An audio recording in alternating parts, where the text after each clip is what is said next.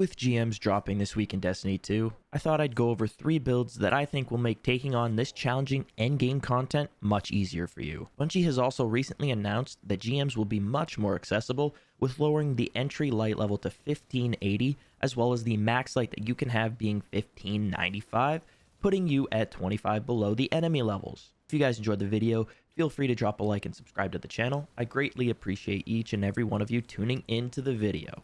Now let's get right into the builds. The first build we are going to look at is the Arc Titan Heart of Inmost Light build. With this build, Esoteric, a phenomenal PvE player, soloed a GM with no movement keys bound. So you know this build is going to be strong. Starting in the subclass here, we have the Thunder Crash Super, which is an obvious choice on Arc Titan. For our class ability, I would recommend either the Thruster for easy activation of the Heart of Inmost Light perk, or if you want to play it a little bit safer, then the Towering Barricade is the choice for you. Moving on to the melee ability here, I would go with either the Thunderclap or the Seismic Strike, depending on your playstyle. Our grenade is going to be the Storm Grenade, as this is easily the strongest grenade in the game for Titans due to how powerful it becomes with our aspects and fragments. Now for the aspects here, we have Knockout as well as Touch of Thunder. Knockout is very useful when you get it activated, as killing an enemy with your melee will start health regeneration, and then Touch of Thunder allows our storm nades to roam around and demolish everything in its path. For our fragments, we are going to start off with the Spark of Resistance, which allows us to have increased resistance when surrounded, which is very beneficial when you find yourself in a sticky situation. Next, we have the Spark of Shock, which jolts enemies with our grenades. Third on our list is the Spark of Magnitude, which makes our grenades last longer, allowing us to jolt more enemies, as well as take more enemies down with our strong storm grenades. For our last fragment, I have 2 different ones that you can use depending on the playstyle you are going for. First is the Spark of Feedback, which grants you a boost to your melee damage when you take melee damage. So if your GM has a lot of lower level adds that like to come and punch you, this will allow you to get them out of the way quicker. The other one is going to be the Spark of Beacons, which creates blinding explosions when you get an arc special kill while amplified. This one is perfect for blinding large groups of enemies with something like a Forbearance Waveframe grenade launcher. When building this loadout, I would recommend going for 100 resilience and 100 recovery, as those are going to be the most beneficial to you in GMs, with 100 resilience giving you that insane 40% damage reduction, and then 100 recovery allowing you to start health regeneration a lot quicker. The mods you're going to want to run in this build is going to be 2 Ashes to Assets. You could run 1 if you wanted to. And then you're going to want to have Elemental Ordnance. And then you want to run Bountiful Wells, which will allow an additional well to spawn once you create one. Then you're going to stack another Elemental Ordnance on top, giving you a chance of 3 wells to spawn when you create one singular well. Then we're going to run Well of Tenacity and Reaping Wellmaker as well, giving us the ability to have ×3 resist on this subclass when we create a Void Well after we use our class ability and then get a kill with a weapon shortly afterwards.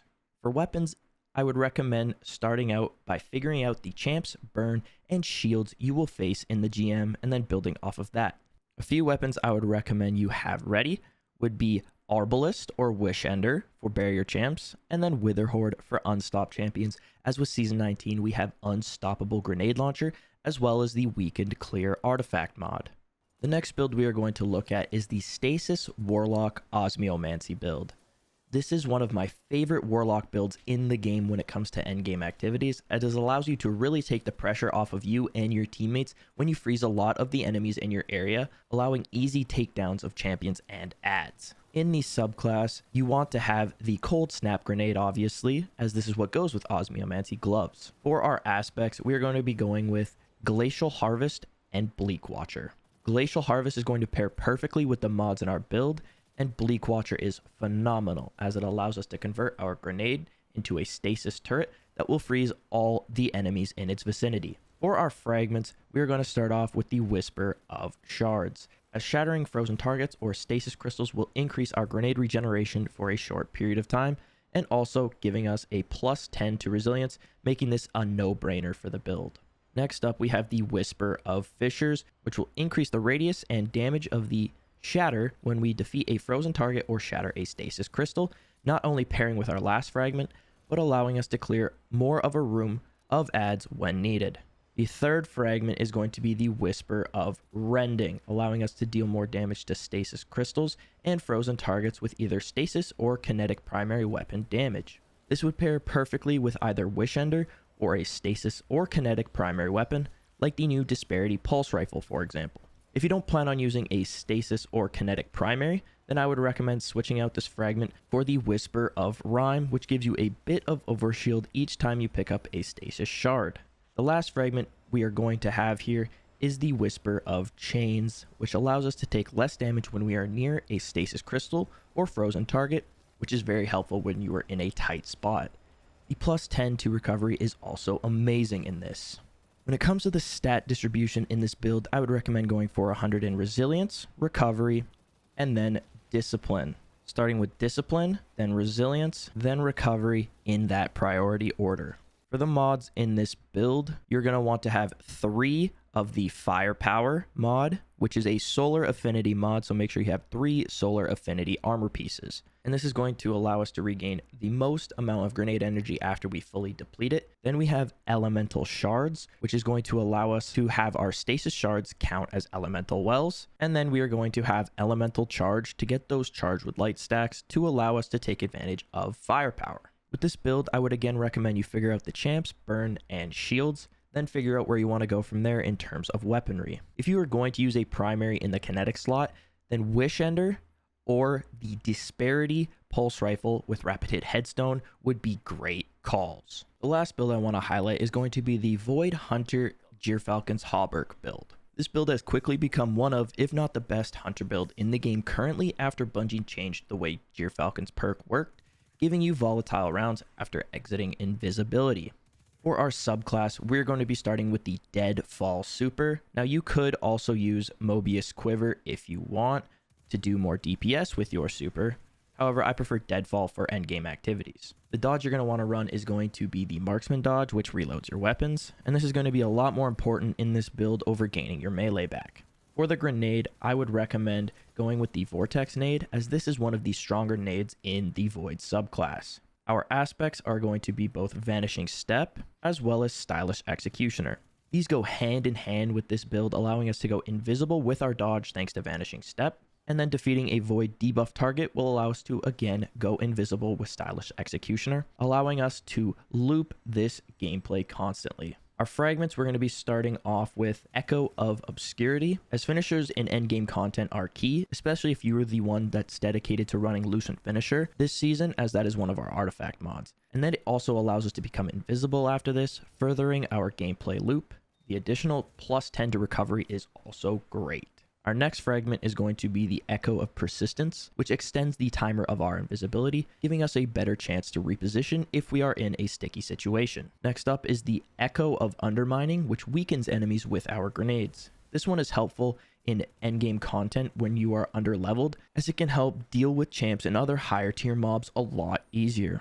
The last fragment is going to be the Echo of Remnants to extend the duration of our grenades, allowing us to weaken more enemies that come towards us or get pulled into our Vortex nade. For this build, I would recommend going for 100 mobility, resilience, as well as discipline in that order of priority, allowing us to have the most uptime on our invisibility, the most damage resistance, and then get the most out of our grenades. For mods in this build, we are going to be running 1 Reaping Wellmaker to allow us to spawn Void Wells with ease, since we will be dodging quite a bit to gain our invisibility.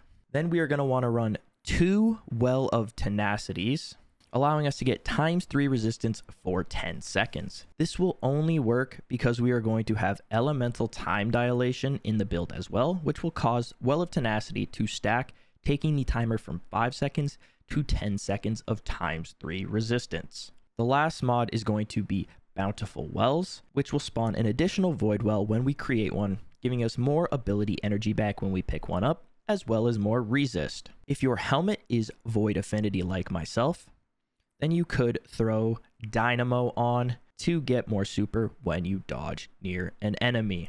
It is important to note that you will want to run more Void weapons with this build, so be sure to let your fire team know that you're going to be dedicated to the Void shields. Things like the Under Your Skin bow from Season of the Risen, the Hollow Denial from Season of Haunted, Funnel Web, the obvious one there that was introduced with Witch Queen.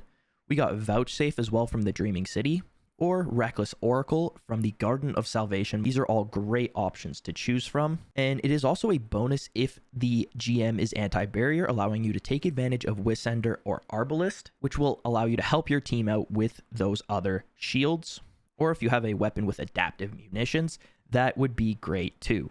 Another great mod to pair with Void weapons is going to be the Repulsor Brace mod, which you can get on quite a few weapons like the Unforgiven SMG from the Duality Dungeon, or this Trace Rifle Hollow Denial from Season of the Haunted, as this perk will give you an overshield when you defeat a Void debuff target. Well, that is going to do it for this video. I hope this was helpful to you guys in some sort of way when planning out your builds for the upcoming GMs. Let me know what you guys think of these down in the comments below, and be sure to head on over and check out my Twitch channel. I'm going to be doing a ton of GM helps over the remainder of the season to hopefully help some people get some of those adept weapons or some materials to prep for Lightfall. Also, check out my TikTok if you want to see more content of mine. I appreciate you guys making it to the end of the video, and I hope you have a great rest of your day. We'll see you in the next one. Peace.